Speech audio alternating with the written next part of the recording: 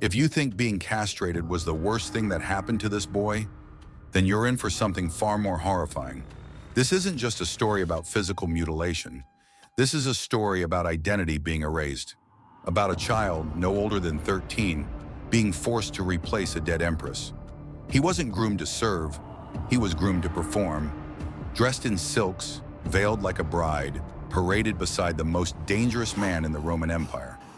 His name was Sporus, and what happened to him goes beyond cruelty. It was grief weaponized, obsession institutionalized, and Rome watched it all unfold in silence.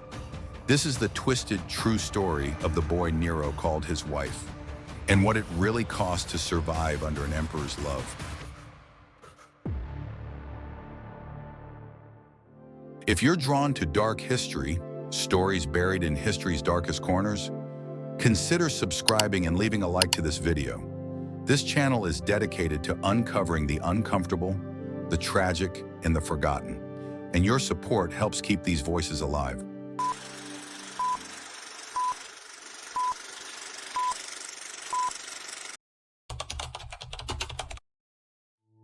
In the heart of a crumbling Roman Empire, where emperors ruled like gods and lives were traded like coins, there lived a boy with no name known to history, only the name given to him, Sporus.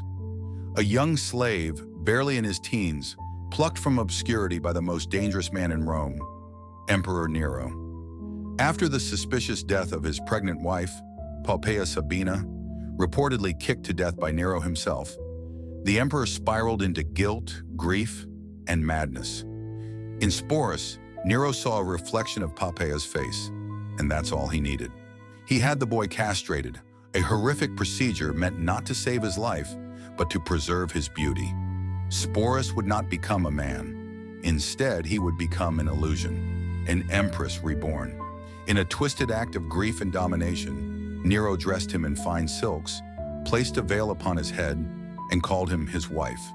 This wasn't love, it was obsession. What followed was not a romance, but a grotesque performance of power, identity, and loss.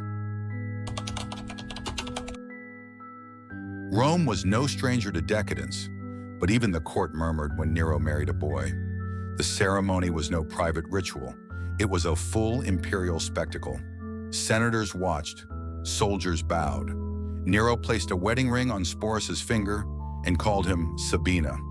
He paraded him through the streets as his empress, bringing him to banquets, temples, even state appearances.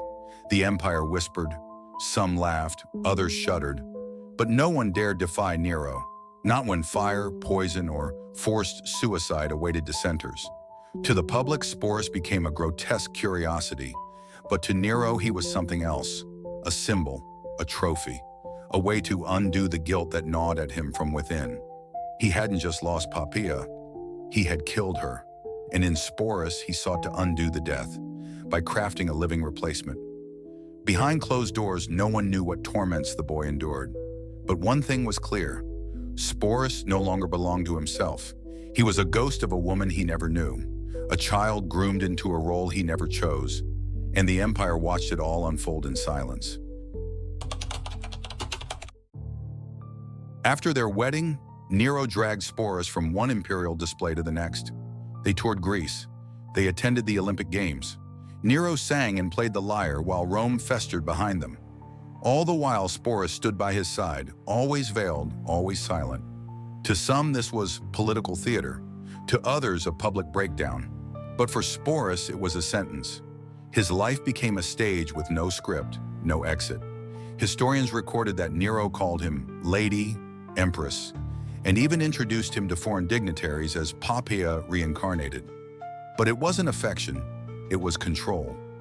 Nero wasn't mourning his wife. He was rewriting history, forcing the empire and Sporus to play along. The boy who should have lived a life in anonymity became the most visible prisoner in the world. And then, like all tyrants, Nero's empire began to collapse. In 68 AD, Nero's rule fell. Fearing assassination, the emperor took his own life, declaring, "What an artist dies in me." But Sporus's nightmare didn't end with Nero's suicide. It evolved. The next ruler, Nymphidius Sabinus, took Sporus for himself, claiming that if Nero had him as a wife, he would too. After Sabinus came Otho, another short-lived emperor who continued the pattern. Sporus became imperial property, passed between Rome's elite like a cursed artifact. He was no longer just Nero's doll. He was now the living reminder of Rome's most perverse scandal, a boy who bore the memory of an emperor's madness. And then came Vitellius. The new emperor planned to humiliate Sporus publicly by forcing him to play the part of a mythological rape victim in the arena, dressed as a bride, only to be brutally defiled in front of thousands. Rather than endure one final violation, Sporus took his own life. He died a teenager. No one remembered the boy he once was, only the roles he was forced to play.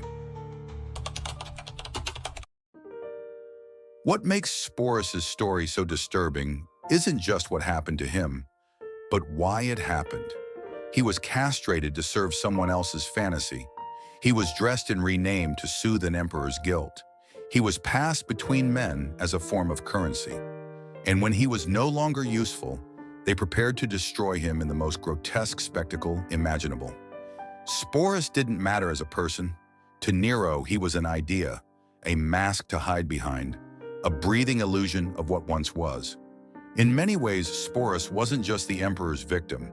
He was the final tragic product of Roman depravity, a society where grief, power, sex, and violence had no boundaries. His death wasn't just an escape. It was the last act of agency in a life full of stolen choices. Today, Sporus' name is barely remembered. He exists in footnotes, in scattered lines of ancient historians, often mocked or dismissed. But look deeper, and his story reveals one of the most tragic and terrifying truths of imperial history: that absolute power doesn't just corrupt, it consumes. It reshapes the lives around it until nothing human remains. Sporus was a boy denied manhood, identity, and dignity. He lived and died in a world where emperors could rewrite lives like stage plays, and no one dared say no.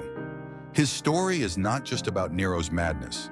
It's about the cost of silence, the cruelty of spectacle, and the horror of a life lived as someone else's fantasy. He was never an empress. He was never a bride. He was a child. And history turned him into a myth, so we could forget what we allowed to happen. If this dive into dark history left you chilled, you're not alone. These aren't just forgotten tales.